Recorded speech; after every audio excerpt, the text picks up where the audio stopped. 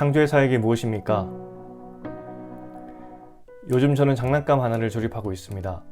11살짜리 아들이 전투기 프라모델을 하나 사달라고 해서 사줬더니 못 만들겠다 하면서 저에게 가지고 왔습니다. 형제들은 모두 한 번쯤 만들어 본 경험들이 있을 겁니다. 저도 곧잘 만들었던 기억이 있어 아빠가 똑같이 만들어 줄게 하며 큰 소리 쳤습니다. 처음 예상으로 2시간이면 충분히 만들겠다 싶었습니다. 그런데 일주일이 넘게 지났는데 아직까지 절반 정도밖에 만들지 못했습니다. 아들에게는 시간이 없어서 아직 완성하지 못했다고 이야기했지만 생각보다 쉽지 않았기 때문입니다. 처음에는 아빠 자존심에 완벽하게 조립하려고 했지만 지금은 힘든 부분은 이것저것 빼먹기도 하고 대충 본드로 붙이는 것도 생겨나기 시작했습니다.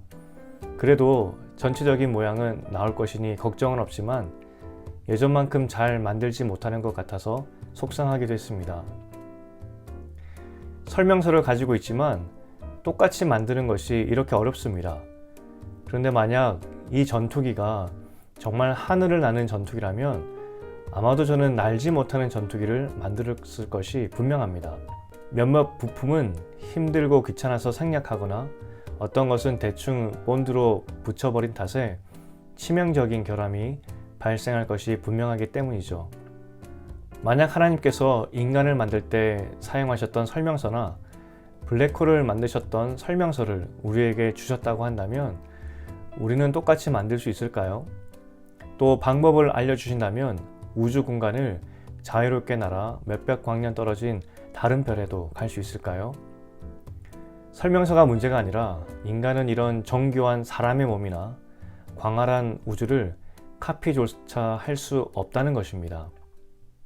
하나님의 창조 사역은 말씀으로 천지를 창조하셨다입니다.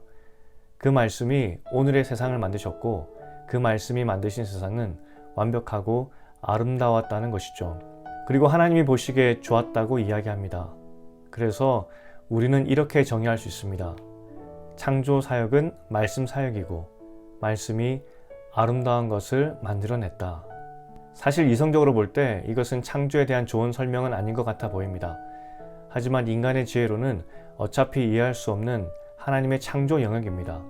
그러니 창조에 대해서 설명을 해주어도 인간은 이해할 수가 없는 것입니다. 이러한 인간의 지적 한계를 지적하는 것이 욥기의 결론이죠. 인간의 지혜는 하나님의 지혜 앞에서 아무것도 아니라는 것입니다. 성경은 말씀이고 그 말씀이 어떻게 일하셨는지를 기록한 책입니다. 다른 말로 하면 말씀이 성경의 주인공입니다. 성경은 말씀이 무에서 아름다운 유를 창조하셨다고 말합니다. 그리고 그 말씀이 육신으로 오셔서 우리를 구원하셨습니다. 그리고 이제 그 말씀이 우리 삶에서 빛이 되셔서 이끌고 계신 것입니다. 창조의 그 말씀이 이제 우리 발의 등이고 길의 빛이 되고 계십니다. 창조의 말씀이 우리와 함께 하신다는 것입니다. 하나님의 말씀이 천지를 아름답게 창조하셨습니다. 이제 그 말씀이 우리 인생을 아름답게 이끌고 계신 것이죠. 그래서 결론입니다.